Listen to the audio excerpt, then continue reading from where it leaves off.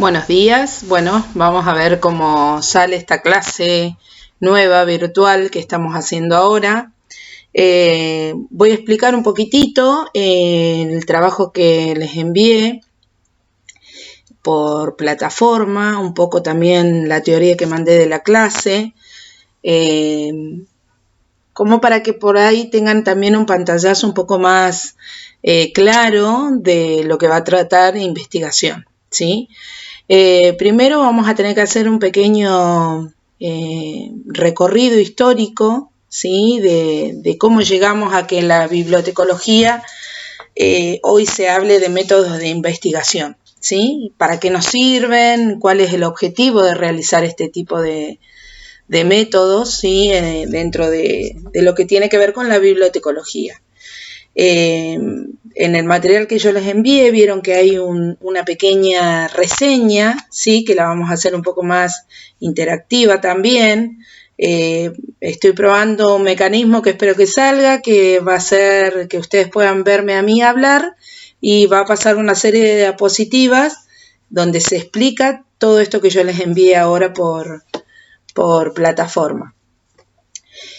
Bueno, en la parte del material que les envié vieron que hay una pequeña reseña, como les decía, que habla en años, ¿sí? Va delimitando del siglo XVIII al siglo XX el cambio que ha tenido el tema de la investigación, ¿no? De los métodos, que por ahí ahora tienen un nombre, que antes por ahí se hacían de determinada manera, pero no estaba englobado en un nombre en común, ¿sí? Como hoy que podemos hablar de métodos científicos, ¿sí? Métodos convencionales, bueno, metodología de trabajo, plan de trabajo. Entonces hoy tienen un determinado nombre y bueno, están enmarcados en un determinado lugar también.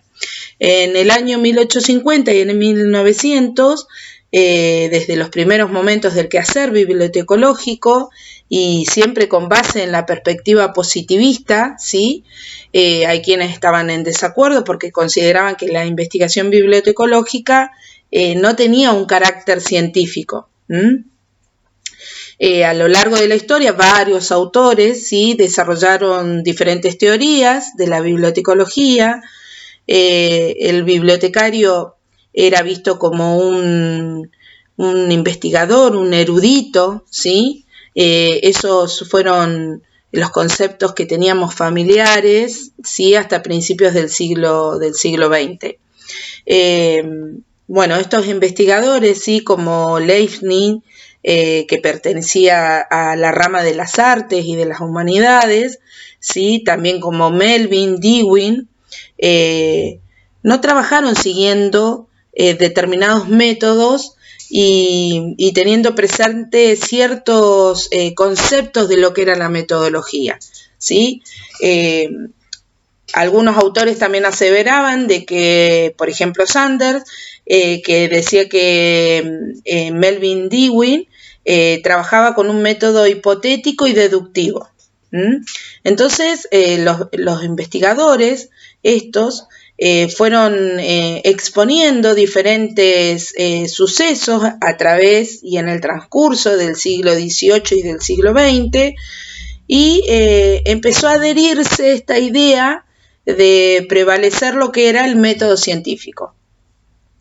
Este está constituido por un conjunto de reglas, ¿sí? Y presenta de manera ordenada cómo se debería realizar el análisis y la síntesis de los elementos que por ahí nosotros podemos tener en la bibliotecología, ¿sí? La incorporación de las ciencias sociales en la bibliotecología le dio otro enfoque. ¿Por qué las ciencias sociales? Las ciencias sociales abarcaban diferentes métodos de enseñanza, ¿sí? Tanto pedagógicos, didácticos. Entonces, la bibliotecología empezó a tomar un rumbo mucho más abierto, ¿sí? Ya hablando de procesos de enseñanza y aprendizaje, colaborando con la parte pedagógica del usuario, Imagínense que nosotros, si nos remontamos a la época medieval, las personas, que ustedes lo han visto obviamente por ahí en otras clases, las personas que podían y accedían a lo que era la biblioteca eran personas muy sabias, que tenían muchísimos conocimientos y que podían elegir, entre comillas, quiénes accedían a esa información y quiénes no. Entonces jugaba como un rol de juez y verdugo de a quién le doy y a quién no. Por eso en sus primeros momentos, los que sí tenían las posibilidades de acceder a esta información que generaban los libros y que este patrimonio de la información que abría la cabeza de la gente eran solo los sacerdotes que vivían en los monasterios, en las abadías. Entonces ellos eran los encargados de mantener esa información cerrada y solamente para algunos pocos, ¿sí? Entonces, bueno, esto fue cambiando con el correr de los años, con el correr del tiempo, y se fue manejando de otra manera. Una de las cosas más importantes, si vamos a una línea de tiempo de esta historia en la bibliotecología y en el proceso que fue la investigación en la bibliotecología. En el 1906 se introduce por primera vez la enseñanza de la experimentación y la recolección o colección de los datos, ¿sí? Y analizar esos datos para que esos datos nos dieran algún indicio de lo que nosotros veníamos investigando, ¿sí? Ya en el 1906 se empieza con este proceso que todavía no tenía un nombre, no estaba enmarcado dentro de una metodología y se empiezan a dar los primeros pasos, ¿sí? de este trabajo. Después del cuarto del siglo XX, en Estados Unidos se procura la implementación de una investigación basada en métodos, ¿sí? Que estuvieran sistematizados, que estuvieran que tuvieran un orden esos métodos, ¿sí? Que no fueran solo al azar, que miro, anoto, después me imagino una hipótesis, no, venía ya estableciéndose un orden de esos métodos que se tenían que empezar a utilizar para investigar, ¿sí? En 1930 Williamson afirma que la verdadera causa por lo que la bibliotecología trataba de manera científica todos los hechos que quería investigar era porque había una falta de preparación de su personal, de la gente que ocupaba en esos momentos el lugar de bibliotecario. Entonces había una falta de saberes y eso provocaba que las investigaciones que se empezaban a realizar en esa época fueran un fracaso, ¿sí? Que no tuvieran una resolución o que el problema al cual se quería investigar no se llegara a delimitar cuáles eran las acciones a seguir, ¿sí? Bueno, en 1940, eso ocurre en el 30, en el 40, en Chicago, donde estaba la escuela bibliotecológica más grande en ese momento, ya contaba con un cuerpo de investigación que fueron los pioneros en la bibliotecología. Ellos ya empezaron a enmarcar determinadas reglas y mecanismos para que esto fuera un poco más organizado, ¿sí? Que tuviera un criterio a seguir tanto en Estados Unidos, en ese momento que eran los precursores, ¿sí? de todo lo que tenía que ver con la bibliotecología. Convengamos que Dewey sale de ahí, ¿no? Él era una persona que vivía en Estados Unidos, era un profesor literario y a su vez era bibliotecario y él trabajó la parte más estadística, poniéndole a lo que conocen hoy como la clasificación de Dewey, un orden a esta información que en ese momento de la historia circulaba y que no se podía encontrar, que no se podía ubicar, que no había forma de darle una numeración, ¿sí?, como es la tabla de Dewey, para después poder recuperar esa información. Fue una persona que tuvo una visión muy visionaria. Tengamos en cuenta que hoy estamos hablando que esa información se puede recuperar con todas las cosas nuevas que tenemos en el ámbito de la bibliotecología, como los tesauros, descriptores, un montón de cosas que veremos más adelante. Pero él fue un visionario, la verdad, fue un visionario y sale de Estados Unidos, un lugar que hizo muchísimo por la bibliotecología, ¿sí? Después, en 1951, también Estados Unidos, obviamente, propone un centro de investigación promoviendo la evaluación y los estudios que habían ya científicos para crear un método y que sea, no tanto crear un método, sino que estos estudios sirvan para los futuros bibliotecarios, ¿sí? Estas investigaciones servían para que este bibliotecario pudiera tener algún fundamento, ¿sí?, en qué basar su organización dentro de la biblioteca en la cual esta persona en esos años, sitúense en esos años, sin obviamente la tecnología ni nada de lo que tenemos hoy, tenían que trabajar dentro de la biblioteca. Después, en 1963, se publica un estudio que señalaba que algunos de los métodos metodológicos usados por los bibliotecarios, por ejemplo, el análisis documental o análisis de estadísticas, de datos, ¿sí?, ya eran considerados un método científico, ¿sí?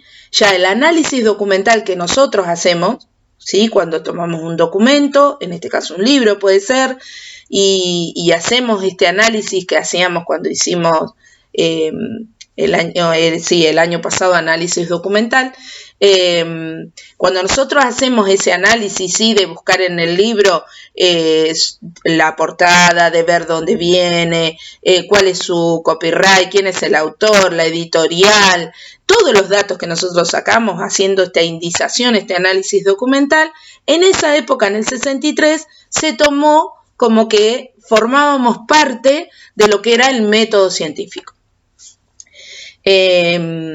La bibliotecología, en este caso, sí, está relacionada con un cuerpo de saberes sobre el saber mismo, ¿sí? Pero al estar el saber en constante desarrollo y aumentando continuamente este saber, era muy difícil coordinar, y es muy difícil coordinar e integrar el trabajo profesional del bibliotecario en este campo de investigación, ¿sí? Entonces, como dije anteriormente, hubieron diferentes razones para calificar la metodología de investigación en la bibliotecología, ¿sí?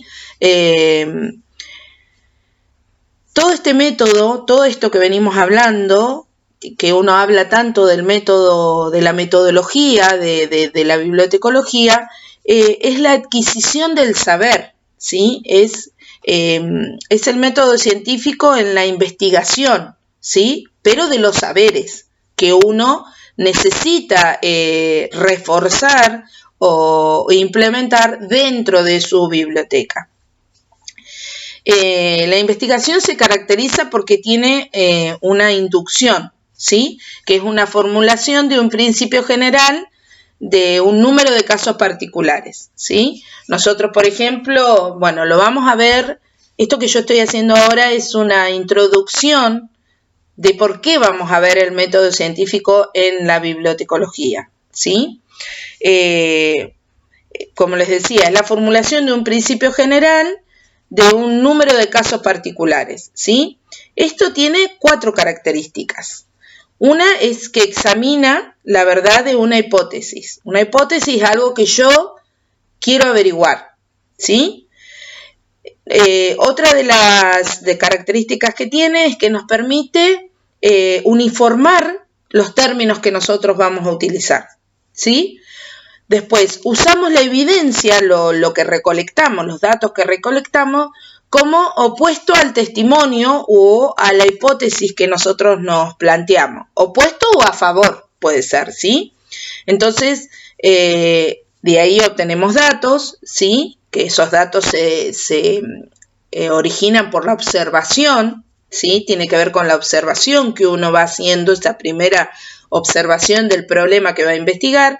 Y después, bueno, tenemos opiniones, ¿sí? O ideas que van surgiendo que pueden ser verificables o no, ¿sí? Puede pasar de que la idea no sea verificable o lo que yo estoy exponiendo, que esto es tomado por el investigador, ¿sí?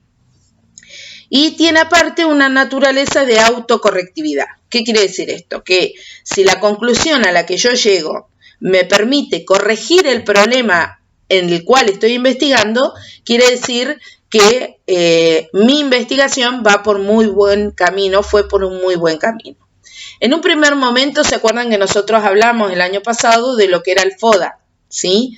Que decíamos que el FODA tiene la variable de que a veces nos quedamos con ese análisis que hacemos, ese trabajo de FODA que hacemos, y nos quedamos estáticos, no nos da la posibilidad, si no lo volvemos a repetir asiduamente, no nos da la posibilidad de poder cambiar o modificar lo que era una amenaza o lo que era una debilidad, ¿sí? En el caso de las investigaciones, lo que hace es que el problema, que yo ya lo tengo visto y lo tengo delimitado, me ayuda a que yo, en todo el proceso que tiene este trabajo del trabajo investigativo, todo ese proceso que se va realizando, llega a una conclusión. Y esa conclusión lo que tiene que es autocorrectiva. ¿Por qué? Porque si me cambia parte de lo que yo pongo como un problema, todo lo que investigué, los datos que saqué, quiere decir que yo voy a poder modificar ese problema que estuvo suscitado en un primer momento, al cual yo quise investigar. Entonces, eso es lo que tiene de bueno cuando uno hace estos trabajos investigativos, ¿sí? Igual, lo que nosotros estamos viendo ahora es vamos a ver en este cuatrimestre, si Dios quiere, es la investigación, pero al uso, para que sea un uso correctivo, ¿sí? De las acciones que yo tomo en mi biblioteca. Lo vamos a bajar al ámbito tanto escolar como biblioteca popular. También se puede hacer en las bibliotecas universitarias, no hay ningún problema. Pero como la mayoría de ustedes van a salir de acá trabajando en una biblioteca muy casi seguro que va a ser así, en una biblioteca escolar, la idea es de que también un bibliotecario escolar, ¿sí? O un bibliotecario en una biblioteca pública, mucho más, o popular, pueda tener las herramientas para generar una investigación de un determinado problema que le está sucediendo en su biblioteca, dentro de la comunidad en la que la biblioteca está inmersa, de sus propios usuarios, ¿sí? De su propio trabajo, tanto le va a dar una conclusión que puede ser cuantitativa o cualificativa, ¿sí? Eso lo vamos a ir viendo ahora con el transcurso de la materia. Pero son herramientas que en realidad sirven para poder jerarquizar el trabajo bibliotecario. Y eso es lo importante y a eso es lo que debemos apuntar como profesionales de la información. Cuando yo me quedo en mi lugar cómodo, sentadito, esperando a que el alumno entre, yo le doy el libro, el profe si viene, viene, si no viene, no importa. Si yo me quedo en esa comodidad de mi casa, de mi trabajo, perdón, porque estaba en casa, de mi trabajo, en la comodidad de que, bueno, yo voy a hacer lo que puedo, en la medida que puedo, no me importa lo que sucede afuera en el contexto social. y me olvido de todos los problemas que pueda llegar a tener afuera del contexto en el que está inmersa mi biblioteca, obviamente van a ser agua, ¿sí? Obviamente se va a caer tu biblioteca, se va a caer tu sistema, se va a caer tu jerarquización y vas a hacer lo que la mayoría, no digo todo, pero sí una gran parte de los bibliotecarios escolares hacen hoy, ¿sí? Quedarse en este trabajo estático, quieto, sin generar, sin autoevaluarse, sin delimitar acciones para que esta biblioteca se convierta en un espacio vivo, en un espacio donde la gente interactúe, donde vos seas, como en esa época, de la época medieval, este erudito que entrega la información, no que se la guarda, ¿sí? Que la comparte, que estimula a la persona que cada vez quiera aprender más, que colabora en la ayuda de esa información. Pero para eso tengo que saber también cómo trabajo yo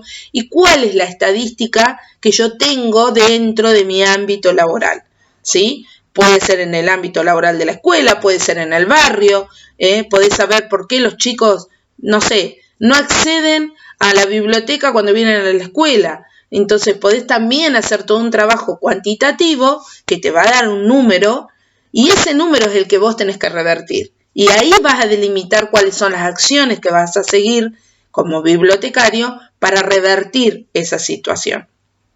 Así que esto es lo más importante que tiene el trabajo bibliotecario, ¿sí? Como yo les dije, no somos solamente entregadores de un libro, no, realmente nosotros somos profesionales de la información. Y esos profesionales se deben también un trabajo profesional para hacer y que jerarquice lo que vos estás haciendo. Si vos tenés un problema dentro de la escuela, que sabés que la mayoría de los chicos, no sé, desaprueban en matemática, ¿sí? Y vos más o menos por la observación que vas haciendo en tu lugar de trabajo te das cuenta de que es porque el profesor usa un material que no es para nada didáctico dentro de lo que vos tenés dentro de tu biblioteca, ¿sí? Entonces vos podés hacer un estudio cuantitativo de qué pasaría si ese material que en un primer momento se dio puede ser el causante de que los alumnos tengan esta repitencia en el área de matemática, ¿sí?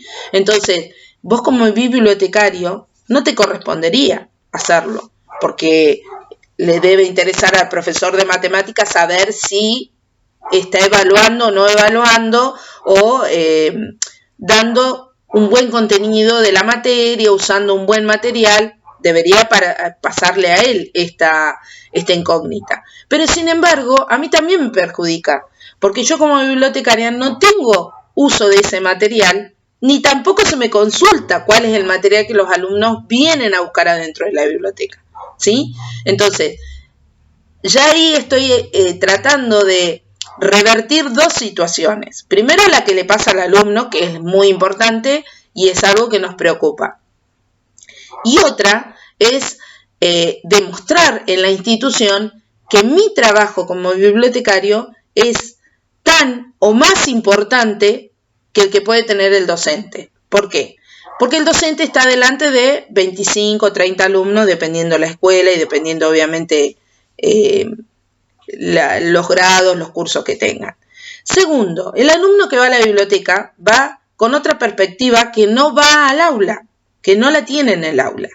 Entonces, no saben aprovechar eso. ¿Cómo lo quieren aprovechar? Hay hora libre, mandarlos a la biblioteca. Está ahora esta semana, este día miércoles que tienen los chicos con la nueva SRN, donde tienen que estar encargados de alguien, no vino el REM, bueno, mandarlos a la biblioteca, algo se le va a ocurrir. Entonces, pasamos a hacer eso, depósito de los mismos alumnos y depósito de libros. No hay una mirada, como la que hablé en un primer momento, donde el bibliotecario también es un mecanismo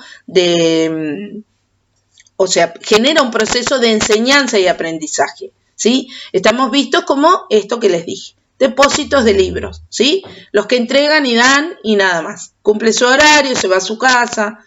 Lo mismo pasa en la biblioteca por ahí popular, a veces menos, porque en realidad el chico que va a la biblioteca popular va a buscar una ayuda. Si el bibliotecario tiene una muy buena predisposición, también le va a servir a este chico para poder contenerse, sentirse contenido dentro de ese lugar.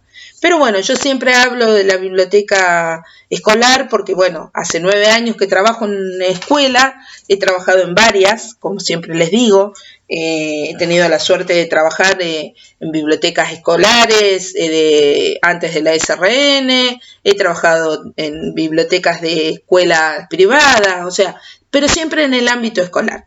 Y es increíble cuando uno cambia esta postura, se cambia el chip y toma la postura de que realmente uno es un profesional en lo que hace y cuánto es lo que uno realmente puede hacer, que en algunas escuelas me costó más, en otras menos, pero siempre cuesta, ¿sí? Cambiar esta perspectiva y esta imagen que tiene el bibliotecario. Entonces, todas estas cosas que estamos aprendiendo hoy, todo esto que tiene que ver con la metodología del trabajo, de la investigación, es para eso, es para que jerarquicen ustedes su trabajo, ¿sí? Que ustedes puedan generar en el otro esta empatía de ser un par, no de ser alguien diferente. Somos pares entre un docente, a lo mejor nosotros nos faltará alguna parte pedagógica, no lo discuto, pero la vamos aprendiendo con los años y a veces la aprendemos mucho mejor que lo que la aprende el profe por una cuestión de que nosotros lo necesitamos como una herramienta, entonces se hace importante a la hora de darle al alumno esta información, saber cómo dársela, ¿sí?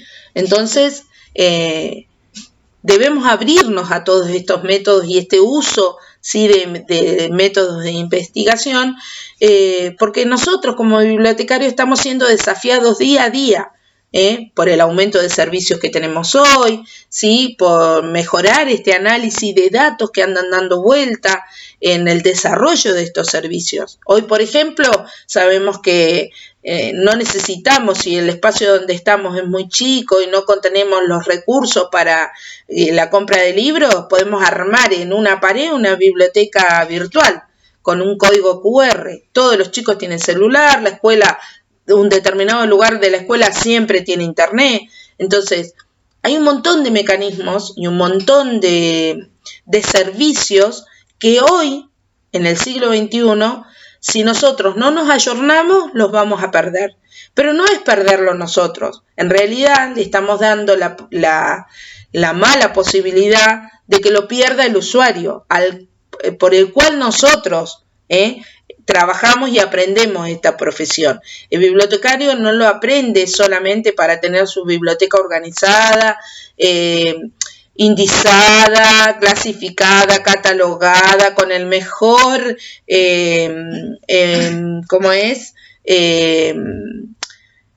mejor sistema de clasificación, ni los mejores tesauros para que la recuperación de la información sea en el momento. No sirve de nada si yo no pienso que mi trabajo sale de esas 4 paredes a la afuera, ¿sí? Entonces, yo puedo tener, porque es importante tener todo lo que tiene que ver con lo metodológico, ¿sí? Con el análisis documental de todo el material que tengo, con la organización que tiene que tener la biblioteca en la parte administrativa, por así decirlo.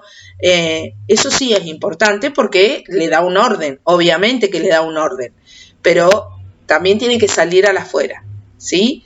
Y para salir a la afuera nosotros debemos aumentar nuestros conocimientos, saber en qué fallamos, tratar de transformar eso que se está haciendo mal o que no se está haciendo.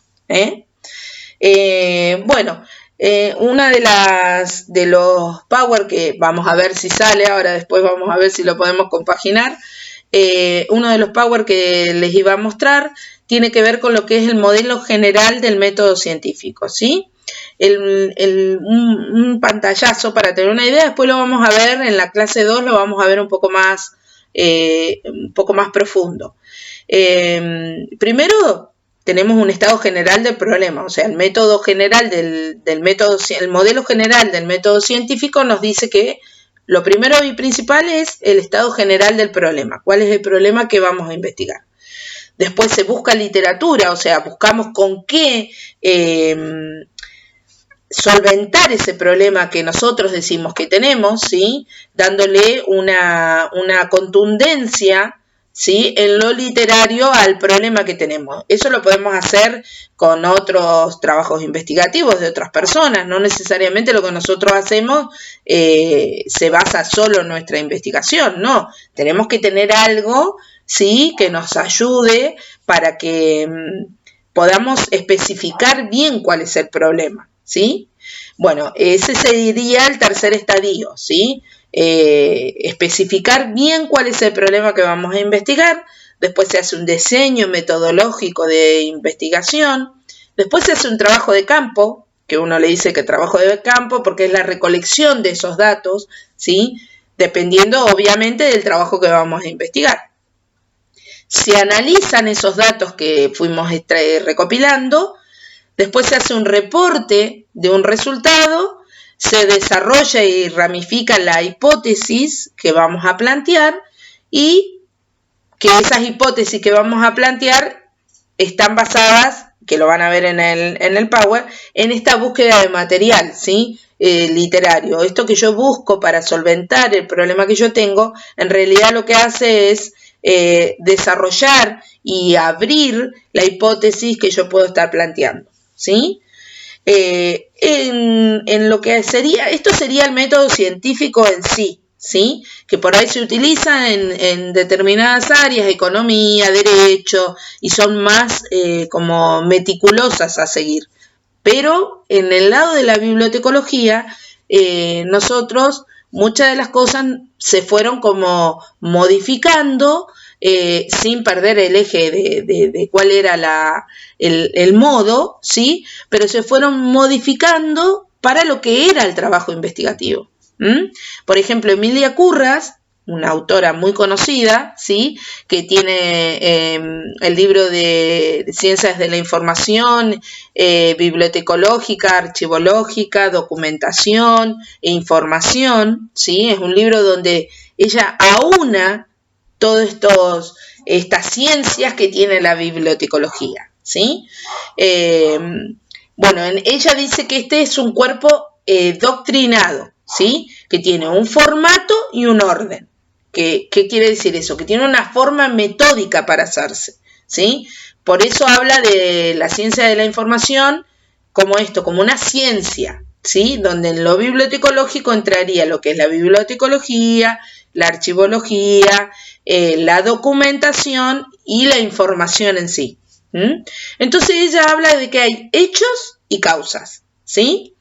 Los hechos son los datos y las causas serían los documentos. Entonces ella una esto como un método científico, ¿sí? Dice que tanto los datos que nosotros utilizamos para estos documentos que vamos a investigar, estamos trabajando un método científico. ¿Por qué? Lo divide en 3 etapas. Una es la observación. De esto vamos a hablar mucho después en la otra clase, porque es algo fundamental dentro de la investigación y más dentro del ámbito nuestro. ¿Qué hace la observación? Captamos el problema que hay, ¿sí? Y lo identificamos con una pregunta o una demanda de información, ¿sí? Y ya tenemos cuál es el problema que vamos a trabajar. Después tenemos la experiencia. Todo esto es lo que Emilia Kurras dice que puede suceder dentro de lo que tiene que ver con la bibliotecología, ¿no? La experiencia dice que es la parte donde nosotros llevamos la resolución de este problema. Tratamos de darle un desarrollo a este problema, ¿sí? Y después habla de deducción, ¿sí? Pero la deducción ella lo plantea como el análisis del resultado y la exposición de ese resultado obtenido, ¿sí? Entonces dice, bueno, los análisis de los documentos obtenidos, la selección pertinente de cada uno de ellos y la comunicación que de la información solicitada nos da esto de la deducción. Tengan en cuenta que ella está hablando de determinadas áreas de la bibliotecología, ¿sí? Como es lo que les dije recién, la bibliotecología en su conjunto, lo que es archivología, lo que es documentación, ¿sí? Pero ella, esto que yo les dije de la observación, de la experiencia y de la deducción, ella lo ve dentro de esas ramas, ¿sí? Fíjense que eso no tiene que ver con el usuario, estamos hablando de la parte más técnica de la bibliotecología, ¿sí? Entonces era darle a esa parte técnica que nosotros teníamos un orden para llevar a cabo, que no era lo mismo cómo se trabajaba en archivología, ¿sí? A cómo trabajo lo que tiene que ver con la documentación, ¿sí? Entonces da diferentes parámetros para poder empezar a trabajar. Después, bueno, Ramón y Cajal, que son otros eruditos también de la época, hablan de 3 estadios que tiene la investigación en el ámbito bibliotecológico, ¿no? Vuelven ellos a aseverar que uno era la observación. Fíjense que en todos, desde que venimos haciendo la primera reseña, siempre sale esto de la observación. Después, la suposición de hipótesis, ¿sí? Y la verificación de eso. Entonces, todos ellos, pese a que son de diferentes ramas, ¿sí? de la investigación, todos llegan a un mismo criterio, ¿no? Que primero observamos, deducimos el problema o suponemos una hipótesis para ese problema y se verifica y resuelve. O sea, todos llegamos al mismo criterio. No es que hay variables entre uno y otro. Puede haber, sí, diferencias de contenidos o de saberes, porque, bueno, son de diferentes ramas las personas a las que hemos venido nombrando, ¿sí? Tenemos gente que tenía que ver con la rama de lo social, ¿sí? De las ciencias sociales, como tuvimos gente como Dewey, que era bibliotecario, ¿sí? Tenía que ver con este ámbito nuestro. Emilia Curra, que es una persona que tiene que ver con el ámbito bibliotecológico. Entonces se fueron marcando, la idea es que ustedes vieran las diferentes formas que tenían de ver lo que era el método científico, ¿sí? Pero casi todos tienen el mismo criterio a la hora de buscar esta forma de métodos que deberíamos seguir, ¿sí? Bueno, pasando a la parte de lo que es el método científico, vieron que yo les mandé dentro de la plataforma diferentes cuadritos, ¿sí? Que tienen que ver con lo que es el método científico. Es bastante explícito, no tiene mucho para voy viendo para poder seguir el orden de cómo se los envié. No tiene mucho más para explicar, da una definición de lo que es el método científico, ¿sí? Viene de la palabra latina métodos, ¿sí? Con H, que es el camino, la vía, ¿sí? Y la idea, el concepto griego era que era el camino o el medio que se utiliza para llegar a una cierta meta, ¿sí? Entonces, el medio que yo uso para llegar a un determinado, no tanto lugar, sino objetivo planteado, ¿sí? Bueno, ahí les dice que tiene varias etapas el método científico, ¿sí? Habla de lo que es la subjetividad, ¿sí? Del trabajo. Eso es lo que más se tiene que minimizar. Cuando yo realizo una investigación, lo que yo siento, pienso, se me ocurre, me sucede, tiene que quedar fuera del trabajo investigativo, ¿sí? La subjetividad de la persona que investiga tiene que quedar totalmente, tiene que ser totalmente subjetivo a la hora de investigar, ¿sí? Porque si no, voy a modificar ese resultado que yo quiero que realmente me dé, ¿sí? Si la autoevaluación es propia y yo dentro de eso pongo mis criterios o lo que yo creo que debería ser, obviamente no me va a dar el resultado si la investigación, no sé, la hace Mili, por ejemplo, o la hace, no sé, Raúl, no va a ser la misma. ¿Por qué? Porque él no va a poner su subjetividad, sino va a ver en qué estoy fallando yo a la hora de realizar un trabajo, ¿sí? Entonces, eso tiene que ver con la subjetividad. Está basado en preceptos de falsabilidad, ¿sí? Indica que cualquier preposición de la ciencia debe resultar susceptible a ser falsa, ¿sí? Puede pasar de que no sea el resultado que estamos esperando. Eso puede suceder a medida que se va haciendo la investigación. Nos puede pasar de que lo que nosotros planteamos dentro de esa investigación no sea real y sea falso, ¿sí? Que estemos,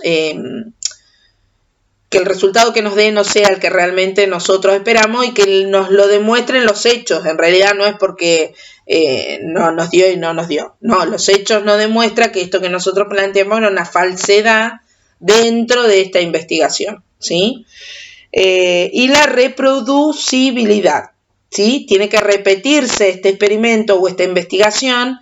Puede replicarse, puede reproducirse en distintos lugares con otros sujetos. Pueden tomar mi investigación y adaptarla al lugar o a la circunstancia en la que ellos quieren investigar, ¿sí? Eso es lo que habla en esta, es lo que son esas palabras que parecen a veces medias complicadas, medias difíciles de entender.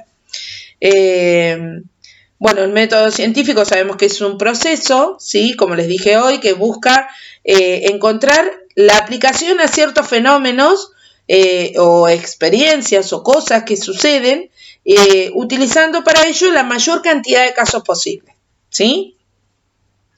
Entonces se experimenta con el objetivo, o sea, la idea es experimentar, ¿sí? Cuyo objetivo es contestar estas preguntas que nos vamos haciendo, ¿sí? Obviamente es más complejo, pero es como para tener una idea qué es lo que busca esta ciencia en realidad, ¿sí?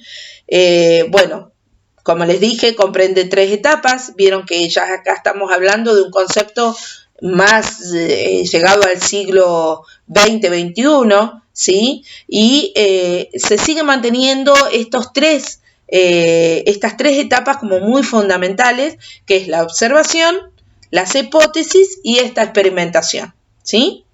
Bueno, después están las características que tiene el método científico, según Ander Ege.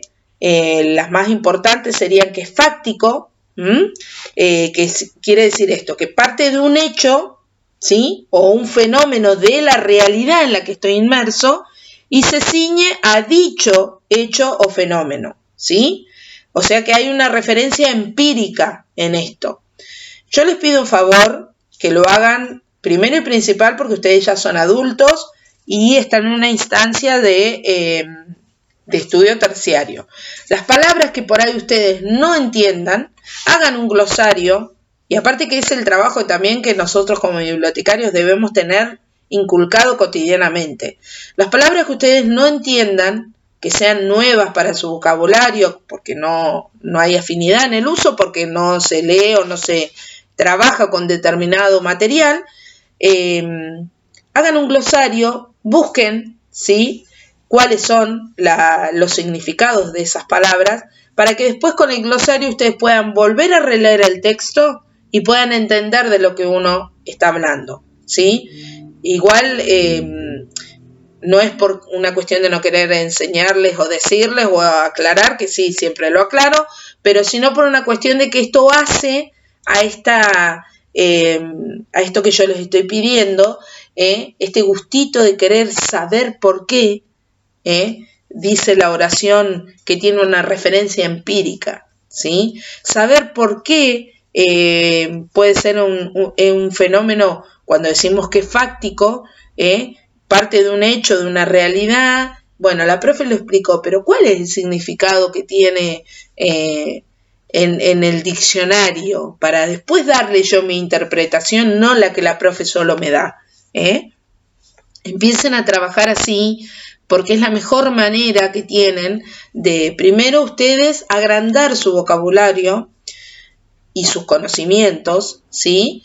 Y empezar a hablar con metodología, con palabras, más que metodología, con palabras de investigador, ¿sí? Porque ustedes en el transcurso de esta cátedra van a tener que hacer un trabajo, que es el trabajo que va a ser el cierre de la cátedra, van a tener que hacer un trabajo y la verdad que me gustaría que el trabajo tenga, aparte de todo lo que uno les va a ir dando de conocimientos, nuevos conocimientos, obviamente, porque ustedes no como todos, no somos investigadores, no nos dedicamos a esto, entonces lo que vamos aprendiendo lo vamos haciendo de una manera didáctica, ¿sí? Y de retroalimentación, porque es mutuo, tanto yo que trato de enseñárselo como ustedes cuando me lo devuelven, y ustedes lo van a hacer y lo van a replicar cuando estén trabajando en sus bibliotecas. Entonces, es muy necesario que tratemos de darle esta jerarquización a mi trabajo, ¿sí? Mi trabajo hablo en general, el trabajo de ustedes también como bibliotecarios y el trabajo que ustedes van a tener a futuro cuando sean bibliotecarios, no importa de qué, no importa cuál sea la biblioteca o el lugar donde trabajen, eso no tiene, porque va a variar la diferencia contextual del lugar donde me toque trabajar, pero no tiene que variar la calidad de este bibliotecario a la hora de trabajar, ¿sí? Volviendo a las características. Trasciende los hechos, sería otra de las características, ¿sí? Si bien parte de un hecho puntual, ¿sí? O un fenómeno puntual, va más allá de ese fenómeno, con los propósitos establecidos que uno va haciendo en esta investigación, va más allá, trasciende, ¿sí? Este hecho que uno planteó en un primer momento. Su formulación son de tipo general, ¿sí? O sea, no va a algo específico cuando uno empieza una investigación, no hace de algo específico o individual, sino habla de un problema general, ¿sí? Y de ahí se va sacando después a dónde apuntamos, ¿sí? Pero el conocimiento que planteamos es más general, la hipótesis es general, ponele, como les dije, ¿por qué los alumnos del CENS 15 se llevan todos matemática? Pero, ¿cuáles alumnos? Yo hago este planteo, digo todos los alumnos. Bueno, entonces son de primero a tercero, que tiene toda la escuela. Bien, de primero a tercero. ¿Todas las modalidades? Todas las modalidades. No, todas no. Las de RH.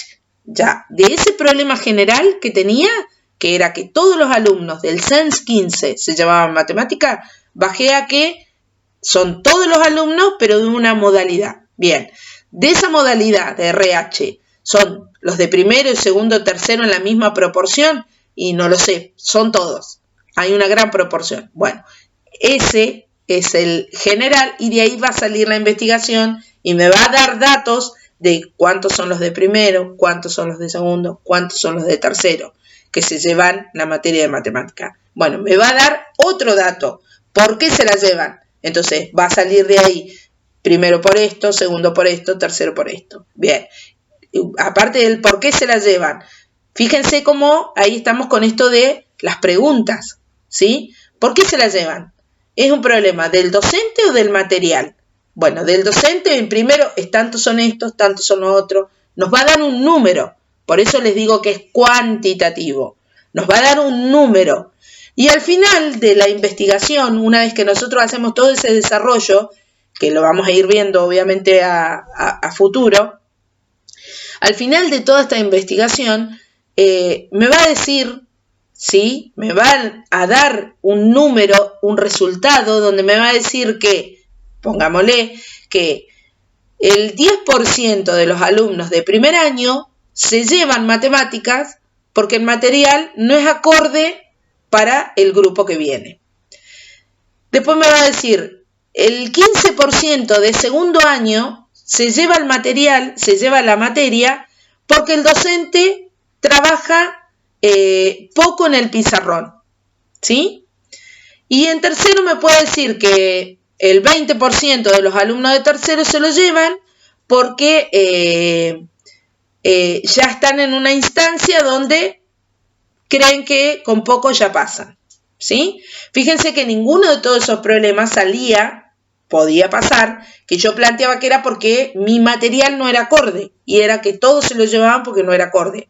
Pero el trabajo me dijo que no, que los de primero no tienen un material acorde para su programa y para la manera en que el profesor de primero está dando la materia. Pero el resto tiene otro problema. Entonces refuta mi primera hipótesis, que era que todos se llevaban la materia porque el material que yo tenía no era idóneo, ¿sí? A eso apunto con lo que veníamos hablando recién. ¿Se entiende? Y el último nos dice que es objetivo, ¿sí? Porque busca alcanzar racionalmente la verdad fáctica, ¿sí? Este hecho realidad que veníamos planteando, independientemente de los valores, de las creencias, de las opiniones, de esta carga afectiva que yo tengo como investigador, ¿sí? Fíjense que yo, en el ejemplo que les di recién, yo planteaba de que el problema del por cuál el alumno repetía era que el material no era acorde, ¿sí? Hoy veo que no, entonces puedo revertir lo que le pasa primero, pero lo que pasa en segundo y tercero es algo que yo no puedo poner ahí que es porque el profe tiene mala onda, porque el profe no le interesa, porque trabaja mucha fotocopia y no trabaja en el pizarrón. No puedo poner eso. Tiene que ser algo más englobado en por qué el alumno no aprueba en segundo y tercero, ¿sí? Entonces saco esa racionalidad que tenemos nosotros, que sacamos y que tenemos esto de hacer una evaluación solo con la mirada y solo con la observación.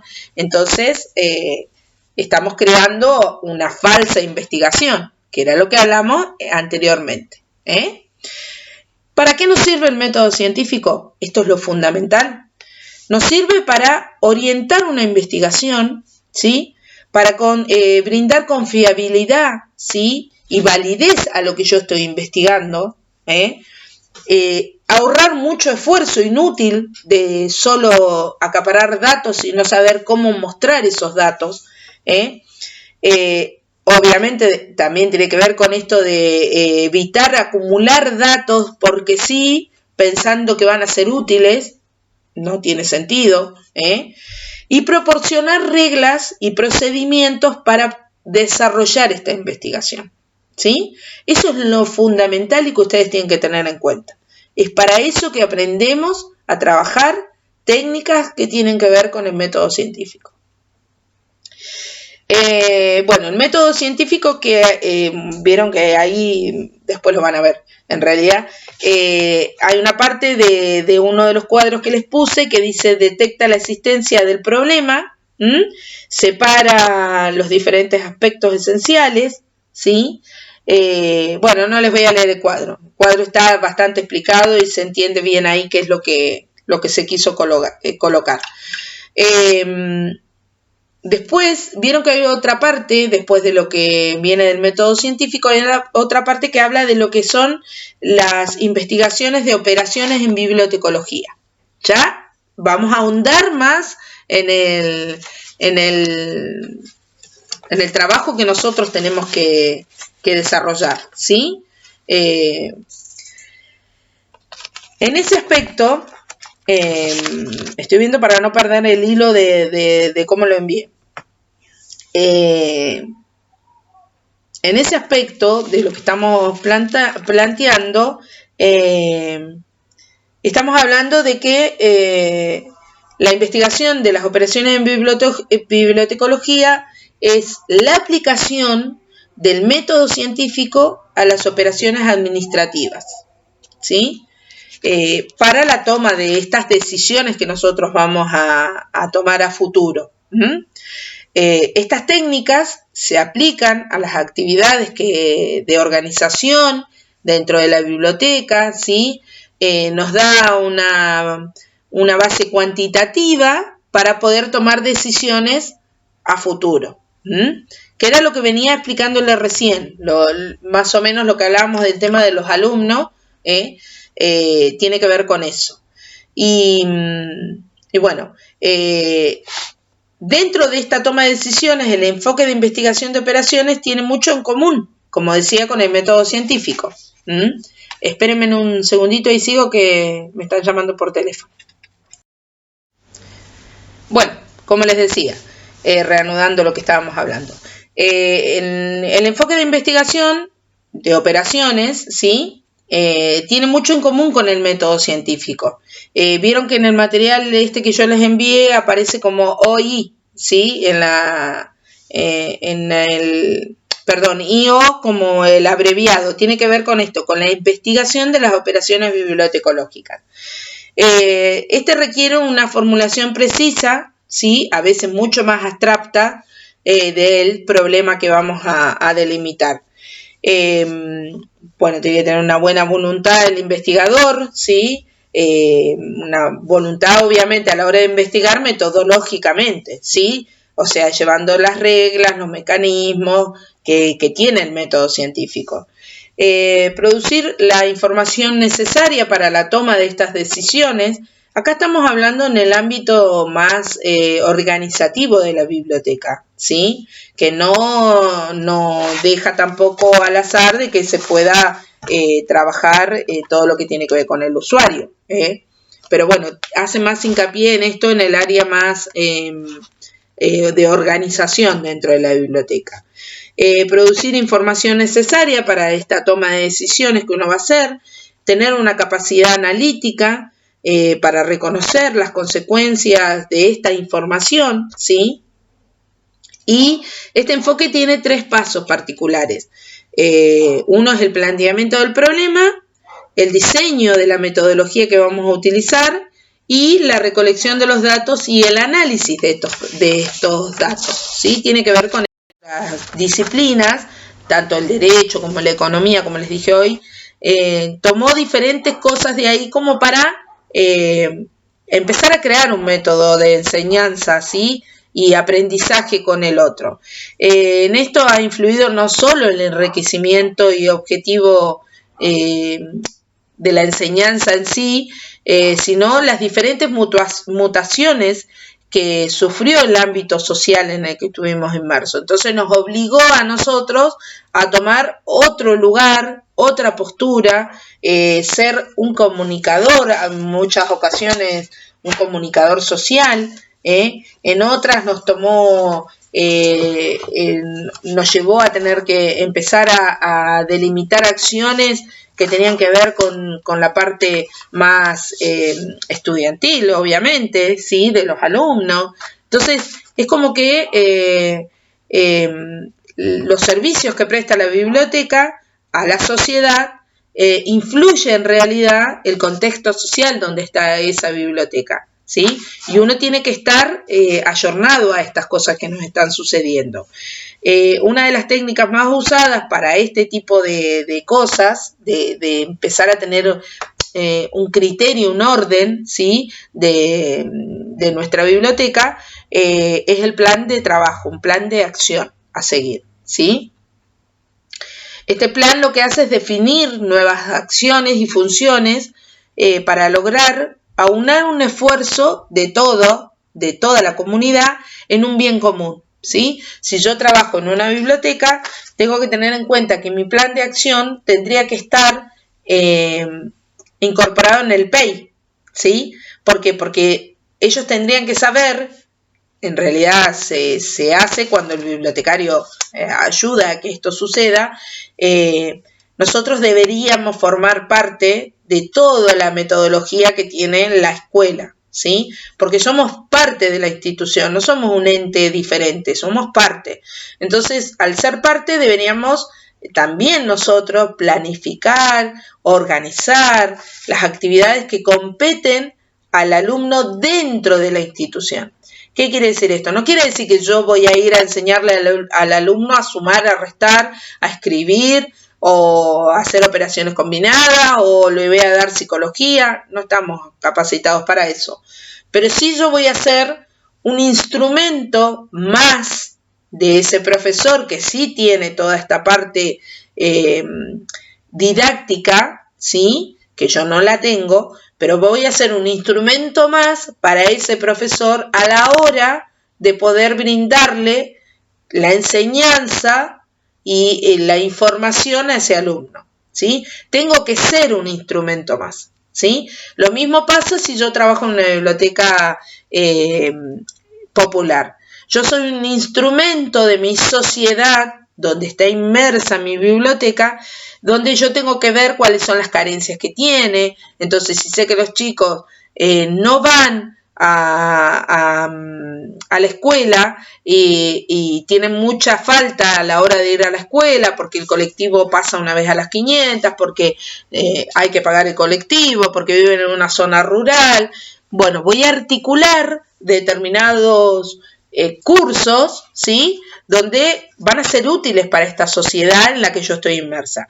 Si yo, por ejemplo, estoy en un lugar de una zona rural donde los chicos tienen muchas carencias, no voy a tratar de buscar un curso de yoga, ¿se entiende? Entonces, tengo que investigar el contexto social en el que estoy, cuáles son las necesidades de mis usuarios y brindarles, en esa investigación, brindar los mecanismos necesarios para poder subyacer ese problema que hay, ¿sí? Entonces, si los chicos tienen problemas para ir a la escuela porque no pueden ir por el transporte colectivo, como les dije recién, por la plata, por un montón de cosas, tengo que pensar en buscar talleres que sean propicios para eso que al alumno le está faltando, a este chico le está faltando, que puede ser ortografía, puede ser lectura, Entonces, a eso apunto cuando hablo de esto de los planes de acción, cuando hablamos de lo que es el contexto, cuando hablamos de aunar criterios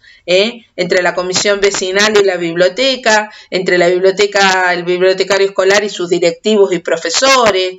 Esto es aunar criterios en pos de el bien común, ¿sí?